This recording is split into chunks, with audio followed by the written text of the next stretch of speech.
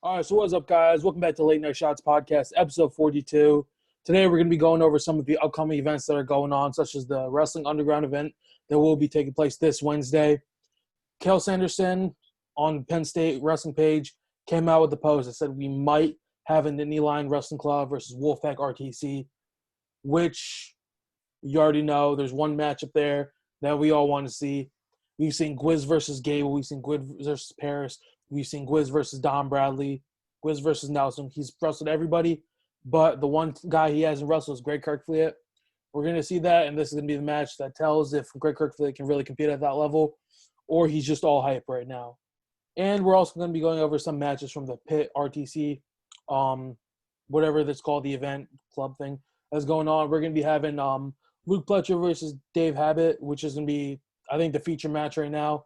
I don't think it's going to be too competitive, obviously, with Pletcher there. But the two matches I really did want to cover are going to be Ethan Lezak versus Mickey Philippi. Philippi, I think, was a blood round guy, in that tough 133 weight class. Lezak, a three-time All-American national finalist. He's been up there. He's probably still be up there. And then for the heavyweight matchup, we have Demetrius Thomas, who, in my opinion, was a 50-50 All-American 2019, but his season got canceled. That was his senior year.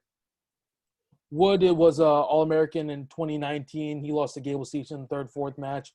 So a pretty solid season for him. And then his junior year, he did go into the 8th seed, but he was a coach's All-American, so theoretically two-time All-American. And, he wrestled at this past RTC event, and he looked good. So, we'll hop right into it. We'll talk about the Wrestling Underground event. And for this event, honestly, there are really only two really good matches. They are having a youth event prior to that with a couple matches beforehand. But the two matches we're going to talk about are the co-main event and the main event. The co-main event will be Kennedy Monday from the Tar Heel and Evan Wick, who either is wrestling with Wisconsin or the Gopher Wrestling Club. I don't know what's going on. A lot of guys are switching up teams there. But, Derek, what are your first thoughts on this matchup? All I gotta say to start this off is this is going to be a December to remember for wrestling.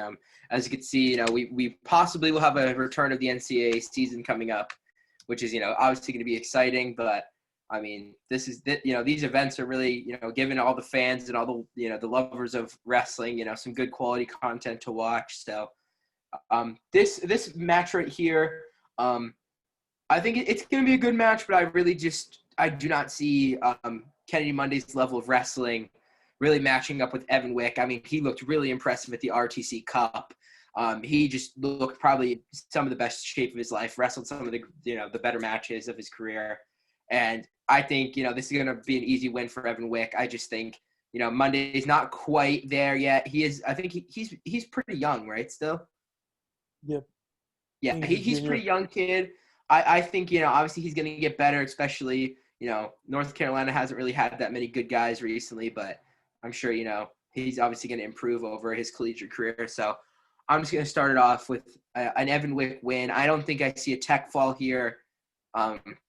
It could happen, could not. I just don't see a tech. I just obviously seeing Evan Wick coming out with the win.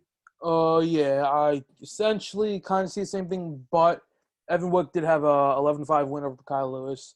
But again, now kind of goes a little bit misleading based on the fact that Carson Karchla did beat Mikhail Lewis 9-2. Mikhail Lewis didn't have the best showing, obviously, being that he hasn't wrestled since December of 2019, I think, at this point, after he won the NCAA title. But again, all of Mikai's losses were to extremely high-level guys. They weren't nobody's he lost to. So, again, Wick looked great at the RTC Cup. And even going back to Senior Nationals, looked great. Has a win over almost tech-falled Ryan Deacon, which is huge. Again, that's a weight class down. Deacon's a 70, not 74. But, again, I have Evan Wick. I think Kennedy Monday, again, extremely athletic guy. And Wick has the length. I think that's going to put Monday in a lot of bad situations. So I'm going to see a tech fall for Evan Wick, and I don't think it's really going to be too competitive because I think any real shots that Monday takes are going to turn into Wick's points. And if Wick takes a shot, he's been insanely good at finishing. Pretty much 100% on like extremely high-level guys right now. Definitely. So our main event for this will be Thomas Gilman from the Nittany Lion Wrestling Club and Seth Gross from the Wisconsin RTC, I think it is now. So obviously Thomas Gilman ranked technically first in the country at 157 right now because Dayton Fix is out. Dayton Fix comes back and they go back to second. But in this weight class, nobody has a bye to the Olympic trial finals. I think because nobody has the medal. I might be mistaken there, but that's what I've been told. And you'll be wrestling Seth Gross. So obviously the first thoughts of this match are, you know, Gilman aggressive, Seth Gross funky. How's it really going to match up against each other? Gross had a good showing, but not a great showing.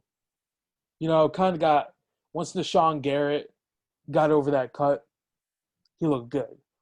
But the one real problem I see here is I don't know if there's a weight allowance. At the RTC Cup, they had a 3 kilo allowance, which is 6.6 pounds. So instead of weighing at 57 kgs, which is 125.4, he was weighing in at 132, I think it is. If my math is correct, 132.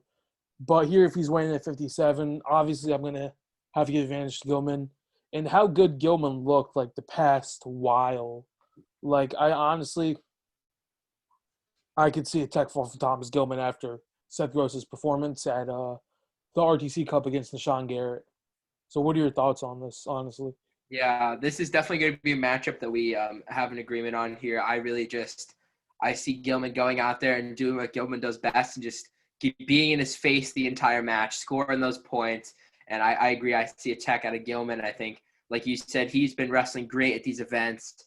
He's had, nothing but success. So I'm going to say Thomas Gilman with a tech fall over Seth Gross. Yeah. And obviously that's nothing against Gross. Obviously Gross is obviously an amazing wrestler. I just don't think he matches up super well against Gilman.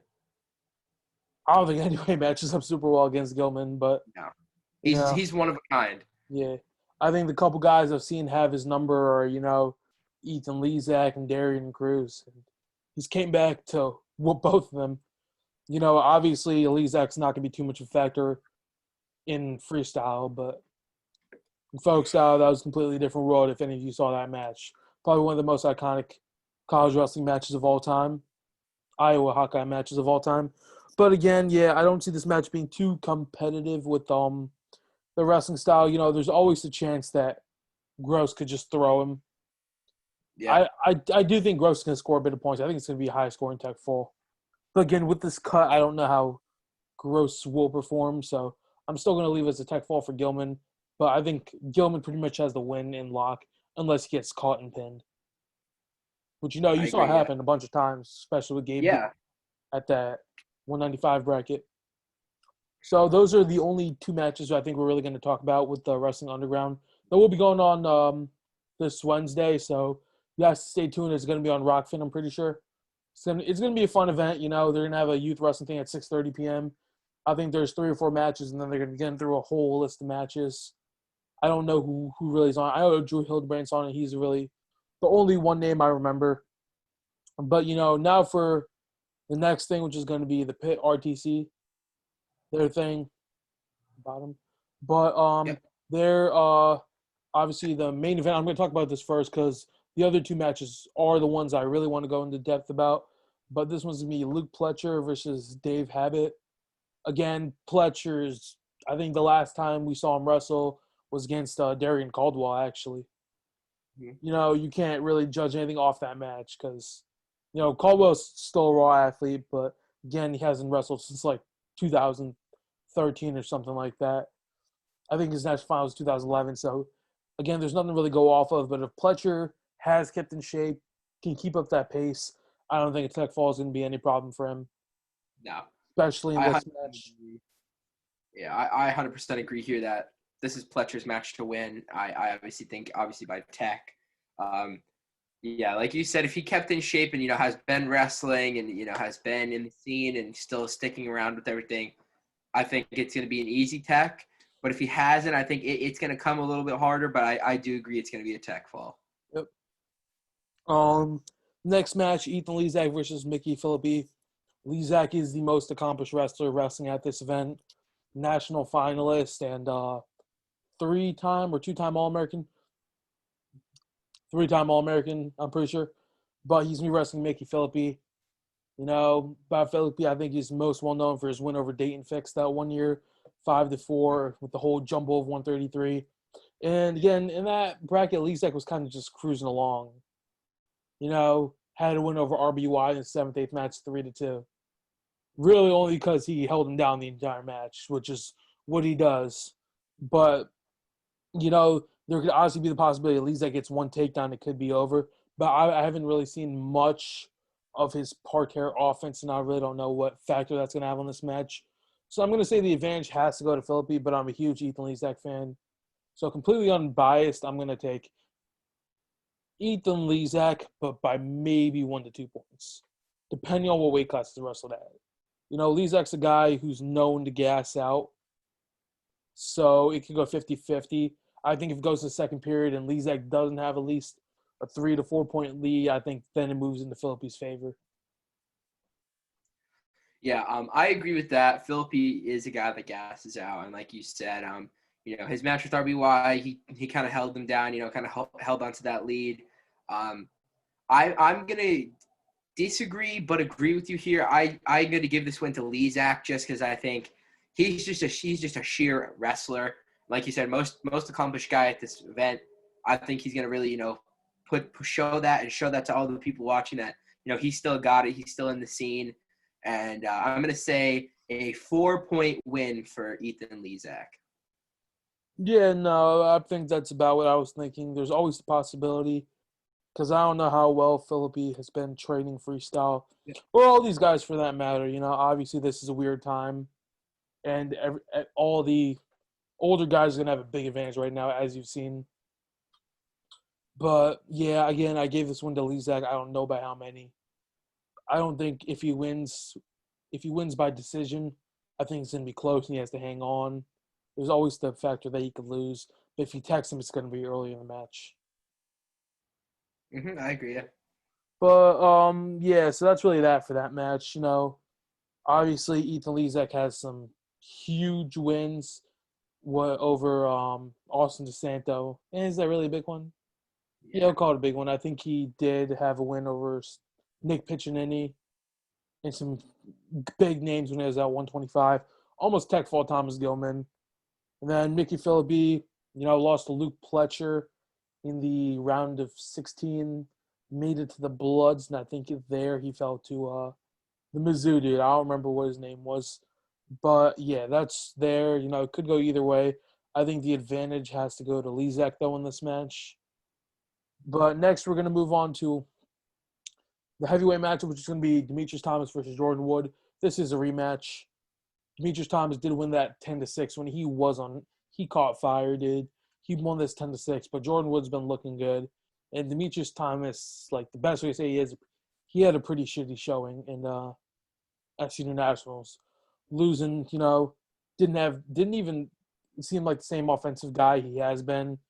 And then Christian Lance kind of, Lance only won by a point, but Lance kind of, his defense wasn't looking good. And with a guy who has the ability to get on shots and finish out of like every single position possible, as technically sound as Jordan Wood, I don't see Demetrius Thomas getting that. And especially what I've seen from parterre defense and Thomas's aspect, he's not too good of a freestyle savvy guy, more of a folk style wrestler.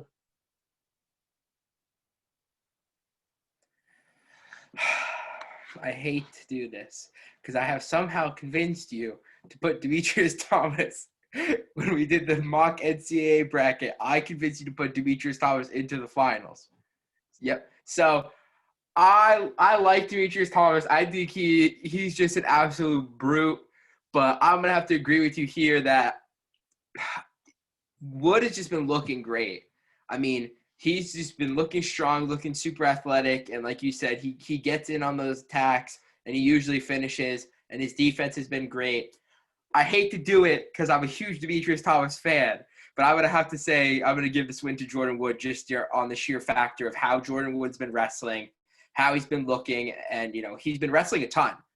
He has been wrestling every opportunity he gets every single time. At these events, he gets a chance to wrestle. He goes out and he puts on a show.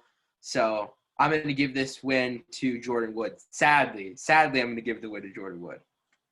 I don't know how you let me convince you of that. I don't know how I let you convince me of that, but I don't know either, but it I was like did it. three, So dude. It was like 3 o'clock in the morning. It's like a 3-hour episode. I remember that. I But was that like, was yeah, all right, how could Demetrius Thomas in the finals? You go, all right. It was like, that green hair, made me act different. But it was yeah, Gable, it was Gable versus Demetrius Thomas in the finals. no, it was Gable versus Trent Hoger. Oh yeah, Gable Trent, and then Demetrius Thomas lost in the semifinals to Gable. Yeah, I tried to convince you to put him. Realistically, I had him placed in sixth. Yeah, Gable winning it. Paris coming second. Trent third. Cassiope fourth. Stencil third. Hoger fourth. Cassiope fifth. Thomas sixth. Seventh would have been Jordan Wood, and eighth would have been, I think, David Jensen, actually. Jensen. Yeah. Yeah, I was a big fan of Jensen or AJ Neville's right there. So I had some yeah, weird shit going on with that bracket. I just think Jordan Wood is going to come out flying, and he's going to do what he's been doing. I mean, he's looked great. He's been wrestling, like I said, a ton. I don't know when the last time Demetrius Thomas wrestled, but I think Jordan Wood's going to come out here and put on a show. So I'm going to give the win to Wood. Yeah, same. I can honestly see tech fall for Wood. I doubt it. I think the most even competition he had was with Amar Desi. And again, Amar Desi's a freestyle dude. And Wood's not. Wood's obviously a little bit. Wood's obviously not non-freestyle savvy. I don't know how you'd even say that. But Amar Desi again has been a guy who's wrestling freestyle his entire life, so can't really compare that match when Wood did beat him in folk style. And that just goes around different ways, right? Yeah. But now for the event you guys have been waiting for, Christmas special, if it does go down, we're always going to see. But the Nittany Lion Wrestling Club versus the Wolfpack RTC. So a lot of these matchups could be repeats of things you see. So we'll go over every possibility that could really happen. Because, obviously Thomas Kilman versus Darian Cruz if it does happen. Because I really don't know who the 57 is going to be for Wolfpack RTC. Because none of this really makes sense for me right now. It could be Jacob Camacho too. But Yeah. Cruz can still go. And same thing with a lot of weight classes. So we'll just get this started at 57 kilograms. We have either Darian Cruz or Jacob Camacho versus Thomas Gilman or Franklin Gomez. So we'll technically go through all four of these matchups. Three of these matchups, I think it is. Four. Whatever. Yeah. But it can either be Darian Cruz versus Thomas Gilman, Darian Cruz versus Franklin Gomez, Jacob Camacho versus Thomas Gilman, or Jacob Camacho versus Franklin Gomez. I think obviously the matchup everyone wants to see is Darian Cruz versus Thomas Gilman here. But then another problem arises because at the last event we had, one or two ago, we had Thomas Gilman versus Darian Cruz. So I think it might be the thing that we do see would be Thomas Gilman versus Camacho right there. For the sole fact that I don't even think what's his name? Darian Cruz was even part of the Wolfpack RTC. It's kind of the weird thing to me. So, that's going to be interesting to see, obviously. But either way, I do think, obviously, Darian Cruz is the best out of those three guys. Is going to be wrestling Thomas Gilman. And Gilman pretty much manhandled him with the first period's early second period tech fall, I think it was. Even with Cruz coming out firing and getting the first takedown, then Gilman puts 12 unanswered points on him, just kind of broke him in like a minute, which was impressive, considering I think. I feel like that's what Thomas Gilman does best. He goes out there and he breaks you down. Yeah. He's not somebody who's going to sit there and, kind of pick and pull his offense. He's going to go out there. He's going to put hands in your face. He's going to get those hard snaps, and he's going to score.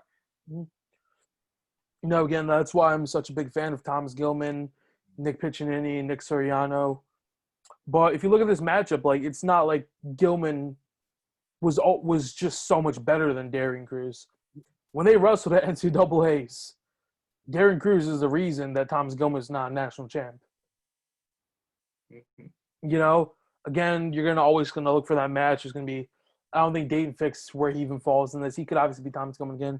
I think the way Gilman's wrestling, I think he has a pretty much locked in that win, especially going to Penn State combined with Iowa, technique combined with that tenacity that he has is going to be huge for him. But, again, you take Piccinini versus Spencer Lee. That's kind of why Spencer Lee lost. A guy that's just going to come in your face over and over again. Thomas Gilman doesn't give a shit about names. Said it himself after the last event. Who do you want to wrestle next? Spencer Lee walked right out. That was it. Yeah. Yeah.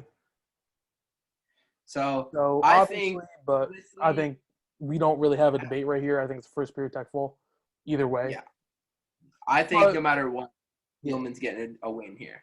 yeah, I just think it would be kind of nice. Maybe they throw out Franklin Gomez, or maybe they do Gomez, both. Who knows? They could yeah, obviously always Gomez. have both. We're just going based off the Olympic weight style, which is what they had. If it's like, because we're assuming this kind of being a dual meet right now, but we don't really know for a fact. This is all just speculation at this point. But we're just kind of doing that aspect. Or they could be using other weight classes when Darren Cruz's Thomas Gilman meet at 57 and Franklin Gomez and Jacob Camacho meet at 61 or something like that.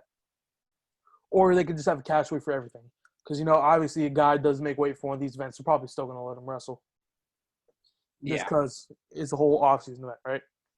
But, I think we kind of decided Thomas Gilman, tech fall matter who he's really wrestling there. Not really too much competition. But we will go to 65 kilograms. This match could obviously happen at 61, 70, anything around there, really. But I think the biggest matchup we could have is Zane Rutherford versus Kevin Jack or Tariq Wilson.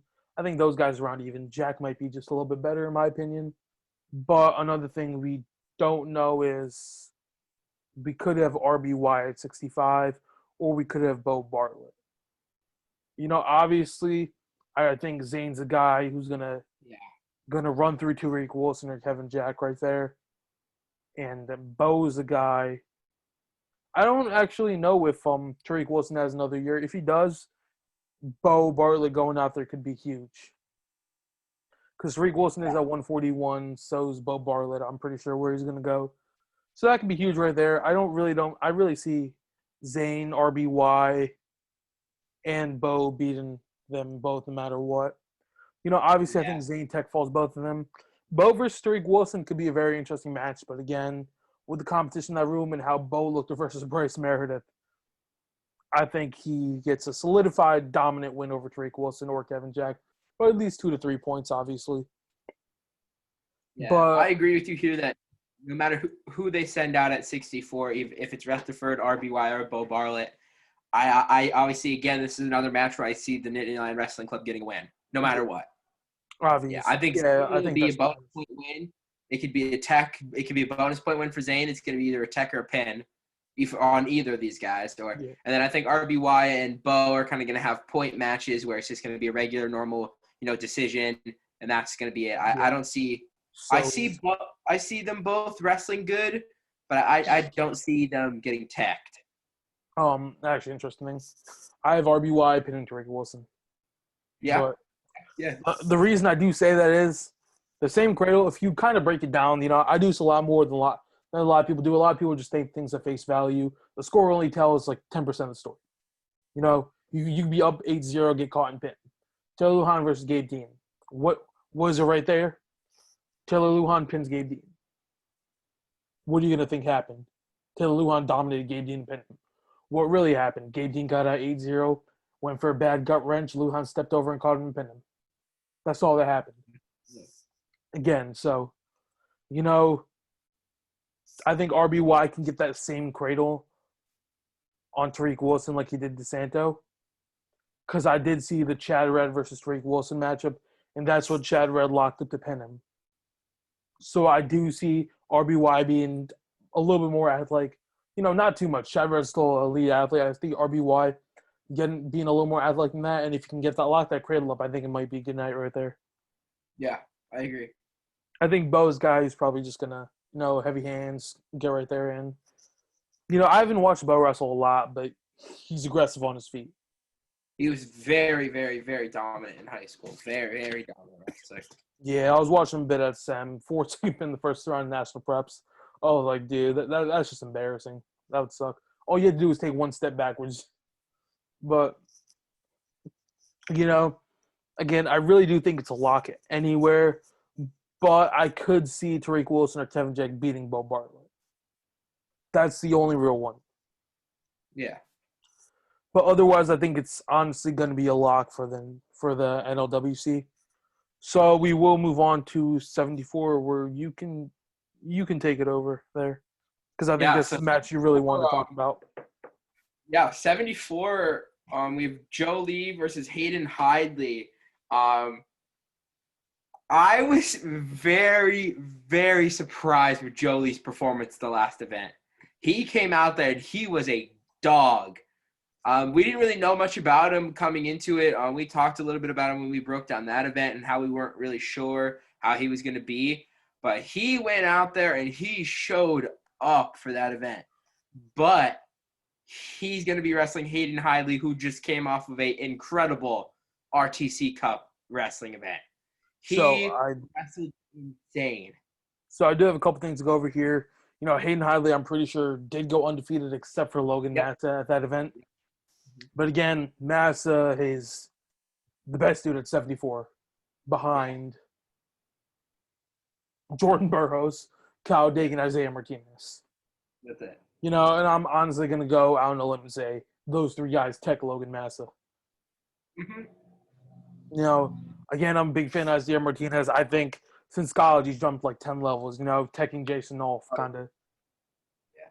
Everybody's going to play the excuse that Nolf had a bad knee, but you step on the mat, you step on the mat. You got teched. That's all that happened. Obviously it's going to be a little more competitive, but I could 100% see Isaiah Martinez teching him next time. Burroughs is always that guy who's going to, he may drop a match timer like he did last time, but Burroughs is always going to win that series. Just, and then Dake is just a wild card. Dake obviously matches up well against Imar. I'm kind of getting off topic here, but all it needs is one match. Yeah. No, it's not a best of 3 series. Imar gets the upset that one match, he has a chance to beat Jordan Burroughs. Yep. People really underestimate a lot of guys. Like heavyweight's gonna be a little bit different. Gable's gonna be the 2 seed, Paris the 3, Dom the 4. No, theoretically it's gonna go downwards. So if Gwiz is up here as the 1, down here would be Gable as the 2, Paris is the 3, and then you would go the 6 seed, right? Because it'd be the bottom half of the bracket. The 6 seed would go down as Dom Bradley, so Dom versus Paris would be first round matchup. And then here, let's say theoretically, obviously gonna have to boot Nelson down a bit. Say if he does have good performance, we're gonna have Curfew at 6 to 7 actually, right there. And then you're gonna obviously have guys like Tanner Hall, Tate Orndorff, guys like that behind it. I'm not even sure how many people are gonna qualify. And then you're gonna have Gable versus Kirk in the first round. You're gonna have Paris versus Bradley in the first round. Those are 2 matches where I don't think anybody's getting teched. If you look at that. And then there's going to be another match where I doubt anybody's getting teched again.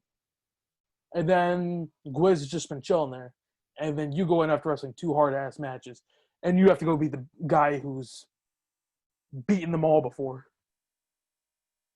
And that's just, it's like that. So, obviously, JB has the bye to the finals. It's going to be interesting. Get a little bit off track here, but I think Hayden Hidley's the big favorite. I think he kind of blew that match against Logan Massa. Obviously Massa's good. Hidley came out firing, had an arm throw for 4 points. Did what he did. I've never seen this man hit a throw before, but he did it. And it was pretty interesting to see. And it was a nice-ass arm throw, too. That's the crazy part. But, Joe Lee, I'm not sure who he wrestled last event. Zach Hartman from Bucknell, right? Yeah, those are 2 guys on different levels, obviously. Yeah, but he looks great. I could see upset potential. I do doubt that Jolie gets teched. Again, Hayden could come out there, but Nittany Line Wrestling Club is always going to have home advantage for these. So,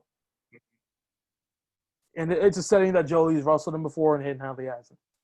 I think that might be a deciding factor, but I'm going to have Hayden Hidley with a solid 8-0 decision. I don't think Jolie scores on him.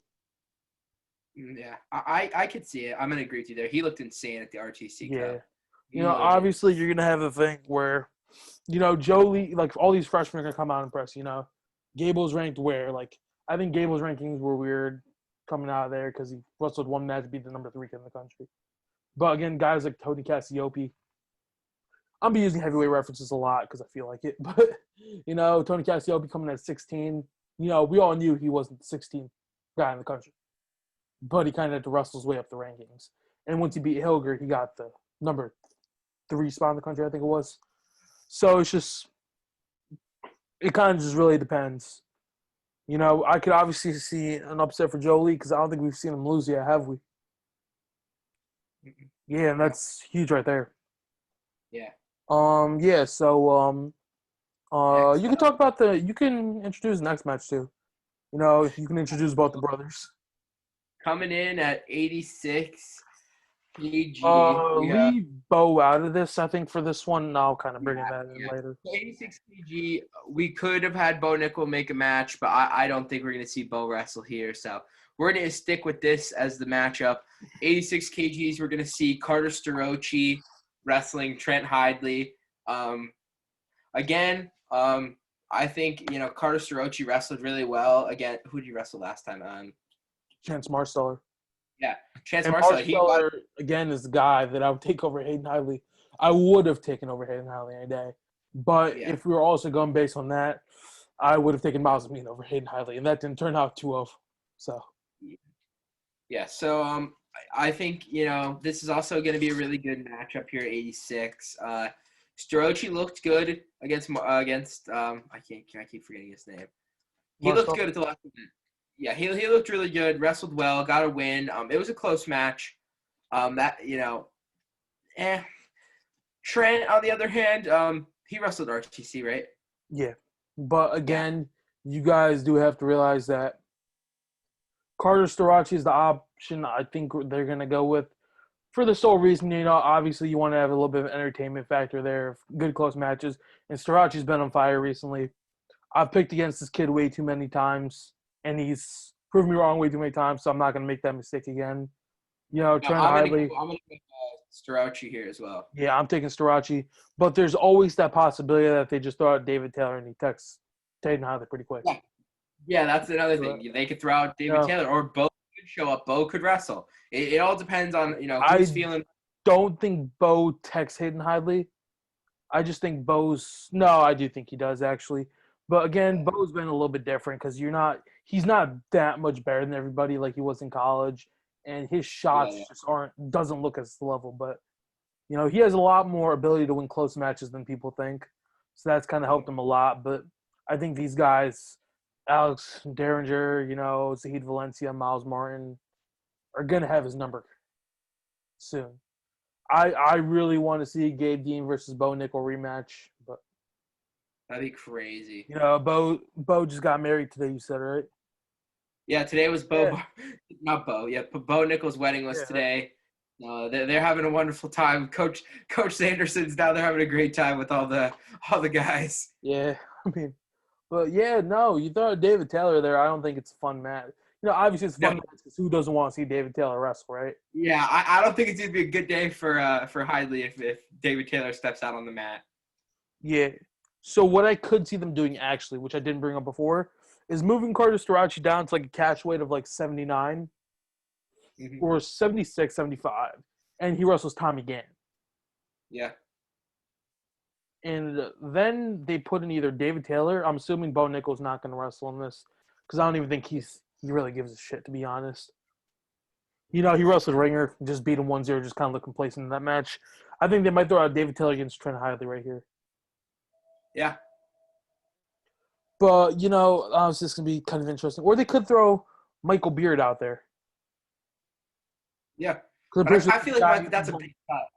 I feel like that's a big cut for Michael Beard. No, obviously they could just move it. They could just move the weight up, honestly. Because I think Trent Hidley is favored over Michael Beard. Yeah. I don't think by much. I think it's a toss-up, but the way Beard wrestled good against Nate Jackson, and Nate Jackson's a guy who tagged Drew Foster. Yeah. So, that's just a bunch of interesting matchups in one. So, I think definitely somebody I'm missing. I don't even know if Mason Manville's at Penn State anymore. Yeah, I haven't heard about him in a while. I was actually kind of excited to see the dude, but he's gone. I'm pretty sure Chenzo is still there, wherever he decides to wrestle. I don't know what this man's been doing. If he decides to wrestle, he's at 74. He wrestles Hayden Hidley. I think he beats him. I really don't know anything at this point because there's just so much. There's just so much depth in the Penn State wrestling room compared to other clubs is why they succeed more at the level, especially with sparring combat too. And Kyle Dake may be the one exception because he does train in the New Line Wrestling Club a lot, with David Taylor. But yeah, you've seen the growth in Thomas Gilman over just like the short amount of time he's been there. Like I think he's been maybe a year max. Yeah, he looks insane now. His level of wrestling from college to now is uncomparable. He's just Yeah. insane. Before in college, it was just that level of like aggressiveness and the tenacity he presents, and now it's that plus the technique to go with it. And it's just Everyone said he should have went to Penn State. He yeah. should have went to Penn State in college. So yeah, and actually after this, we'll go over the 150-pound bracket, which I forgot to say at the beginning. Yeah, so we'll move on to 97. Here we have a little bit more of an interesting matchup. So for the Wolfpack RTC, I think they only have Mike Machiavello at 97. But you could see him wrestling either Michael Beard or Kyle Snyder. Kyle Snyder and Mike Machiavello have already wrestled. Obviously that was a controversial call where Snyder went for like a chest wrap. And they might have said Machiavello should have had 4, but they gave Snyder 4 instead. Obviously, I still see Snyder winning, or if he's still injured. I honestly don't know what to tell anybody at this point. But I do think it's going to be Michael Beard for the time being after that. I think he broke his ankle or broke a couple bones in his foot. So I do see Michael Beard going out. And Michael Machiavello looked fantastic, dude, at the RTC Cup. Had an insane upset over Colin Moore. Caught a last-second leg lace and just took him over. But again, a guy like Moore is still a guy who's trying to build into that weight class a little bit. A little bit undersized, just looks like it. Kyle Snyder is the guy who kind of fits the weight class perfectly. Yeah, he is scary. Yeah, a thing I could say, I do think there's a possibility that Greg Kirkfleet goes 97. Not a big one, but there's always a chance. But with Snyder there, probably not. No. Snyder is obviously the guy that's had Jaden Cox's number, and the only guy really in the U.S. So, yeah, that's going to be huge. So, we'll move on to the heavyweight matchup, which is the one we've all been waiting for. So now I'll tell you my theory about this. Nick Gwiazdowski, as we already know, has the 1 seed locked up at the Olympic trials. So he's going to be waiting for them in the finals. Only has to wrestle one match, either best 3 series. You win 2, you get the spot. You lose 2, you don't get the spot. That's really it. So dreams are made and broken. Nobody in this bracket has made an Olympic team before. Torvald Dlagnev has been our rep at 125 in 2016 and 2012. And then in 2008, it was Steve Mako. And I don't even know who before, if I'm being completely. I think Steve Mako was 2004 also. In 2000, it was somebody else. That was like a while ago, like the Roland Gardner days. But we will move into this matchup, which theoretically will be Nick Gwiazdowski versus Greg Kirkfleet. So the reason I do think Gwiazdowski will be taking this matchup against Kirkfleet, I think they already have this planned, is no matter who wins, I don't think it really hurts any wrestler. Gwiazdowski's already solidified himself as number 1. If Kirkfleet loses to him, it's really whatever. And if Gwiz loses, it doesn't hurt his ranking. It's obviously bring a little bit of attention to the match, but it's not going to hurt his ranking. So Gwiz being the number 1 guy, Gabe being the number 2 guy, Parrish being the number 3 guy, Bradley being the number 4 guy, Nelson being number 5, and Kirkfleet, theoretically, I think he'll move up to that number 6 spot or number 5 spot. I don't think unless he wrestles Bradley, there's really an opportunity for you to move him up right there. So that's going to be a little bit interesting there, obviously. But if you do look at the matchups, they can also throw out Nick Neville or Seth Neville. Do I think that's going to happen? No. Do I think those matches are going to be competitive? Oh, fuck no, honestly. I can't really. I'm a big fan of Nick and Seth Neville's, but, Gwiz is just on another level. That's a built man right there. But I think Kirkfleet's speed might be the one thing that he can use to his advantage. I think if he gets caught under Gwiz, that's where he's going to present a couple problems. But, yeah. Okay, so, yeah, but if we do break down the matchup, obviously, Kirkfleet does have a big speed advantage right there. And if he gets behind on a shot, does Gwiz. Gwiz isn't, he's not immune to a leg lace. and we saw that against Mason Paris. So, obviously, I think Gwiz has to be the favorite right here with Kirkfleet having no criteria. I mean, my completely unbiased opinion, I do have Nick Gwizdowski winning by tech fall. For the sole fact that if Gwiz takes him down, I'm like 90% confident it's over. I'm going to disagree with you. I think Kirk's going to come out. I think Kirk's going to it's going to be close. I think it's going to be a 2-point match. I think Kirk's going to show up and show everybody, that he is ready to wrestle in college. He's ready to wrestle at the next level, even past college, wrestle at the senior level. I think he's really going to come up and he's going to show everybody. And I think he's going to beat Wiz and just put a show on for everyone. So we could debate on this a little bit, but I do see a couple problems with that. The first one, obviously, being that I don't know if Kirk can really manufacture a turn on Gwizdowski. And I think we can both agree on this. Gwiz getting at least one takedown in this match. Oh, yeah. And if he gets a lace, I'm pretty confident that Kirk is not stopping it. And neither is really anybody else in the world. No. We've talked about Taha Ghul's lace. That's like up here, like one of the best in the world. Gwiz is like right there, like right up there with him. Like Gwiz, I think, was the number 4 guy in the world right now. Obviously behind Taha Ghul, Gina Petriasvili, and Custom Boy Rocky Moth.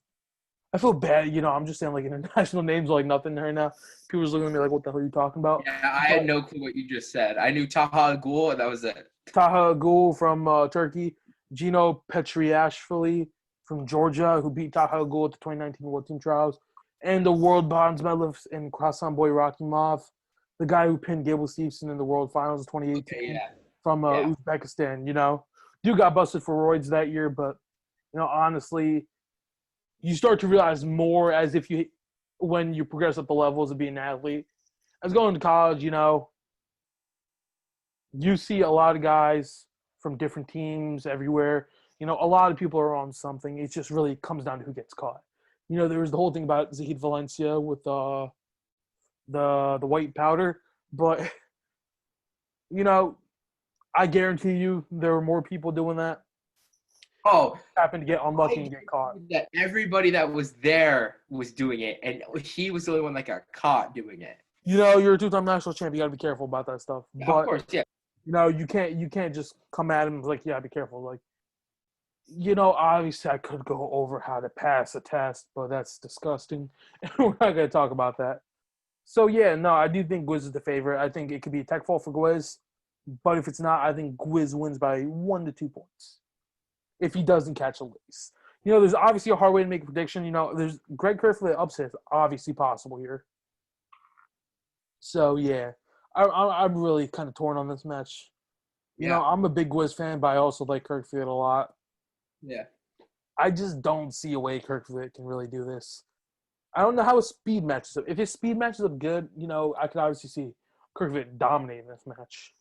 If he can get the perfect angle on every shot, which he seemed to do, Gwizdowski's a guy with heavy hands. If you've seen Kirkfield's best shot, it's always snap, and he's already at the ankle. If he can't get that snap, he can't get to the ankle, which is the real problem right there. Yeah, definitely. And Gwiz is a guy. Go ahead. Yeah, obviously Gwiz is, he is the man right now at this weight. Until the team trials. He took 2 tough losses at the RTC, but they don't really matter. We talked about that. And obviously he knew they didn't matter, so he took them. Yeah. I doubt he would have taken the matches if he knew they mattered, because that's risking your chance at an Olympic team. But so, it's fair. You're very correct. He could very well go out there, take Kirk down, and lace him up and tech him in the first 2 minutes. We saw that with Paris too. Yeah. There's no guarantee. Like, I don't think Paris is a favorite going into the next match. And neither do I think Gable's a favorite at the Olympic trials either. I think Gwiz is the favorite, and there's really no debate about that. Obviously, if Bradley does get bumped down to the 7 seed right there and Kirkfield up to the 6, I don't think Gables can – Dom Bradley's not an easy guy to take down. No, no, probably he's the hardest guy to take down out of any of these guys. And when he gets in on that double, you are going for a ride. Here, I already have a video of him blast down the living shit out of Gable.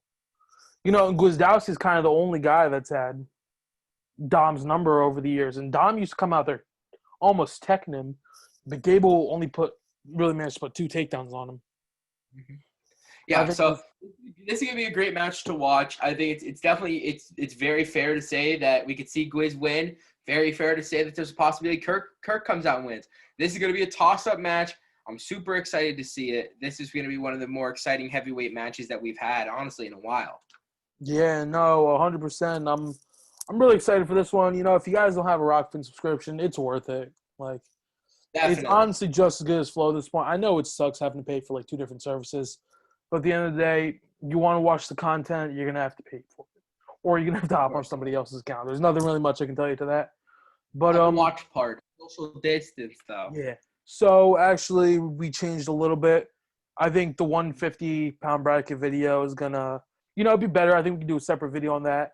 We'll probably have that out tomorrow or the day after, because I think there's a lot. We're gonna have that in that matchup. We're gonna have the full pound bracket video out on Wednesday, and then tomorrow we're gonna have another special video for you guys coming out tomorrow. It'll be up tomorrow evening, so be prepared for that. Yes, I did forget, but honestly, if you made it to this point, we're having on 2-time New Jersey State champion and Cornell wrestler Luis Fernandez on. It's a guy who I've seen wrestle in person many times. Probably one of the most dominant seasons in New Jersey history. More dominant than like Anthony Ashnall and Nick Sirianni senior seasons. Pinned and teched everybody his senior year. He had one tech fall. Teched the number 2 kid in the state just to prove he could score points in the first period. 41-second pin in the state, I guarantee you it's gonna be a banger. Again, with all these Jersey guys, if you saw the one with Jimmy Lawson or Jimmy Mullen, the 2 recent state champs. Obviously I'm going to try to work on get Eric Chaconas for you Jersey guys. But, yeah, it's going to be great. But, again, going back to the 150 bracket, I think there's a little bit more to break down because, obviously McKenna's out and Alec Mataleo's in. And that might change the season. That might not. There's going to be a lot to go over, especially with the 4 and doing the bracket, who's the favorite to win it. So, yeah. Any final thoughts? No, I think I'm super excited, and I think this is going to be a great month of December here for all wrestling fans. Make sure you guys get your Rokfin subscription. It's going to be a great match to watch the Nittany Lion Wrestling Club go at it. And I think all of these events are on Rokfin. Rokfin, yeah, Rokfin. Oh, that's just been pissing me off because you keep saying that. Oh yeah, no, I think I do think all of them are. Dude, yeah, I think all of them are. I gotta step the game up. I might have to take back my subscription. Yeah, hey. I think everybody's going to be excited to see these matches. I'm hyped. We're definitely going to do a after video after all these events will come out. We're going to do a review on them. Let's talk about how everything went. And, anything else you got? Yeah, no. So, thank you guys for watching. This has been episode 42 of Late Night Shots. We're going to be back again filming tomorrow. We have consistent schedule and everything. And we're back and to stay this time. So, thank you guys for watching. We'll see you again tomorrow. Yeah.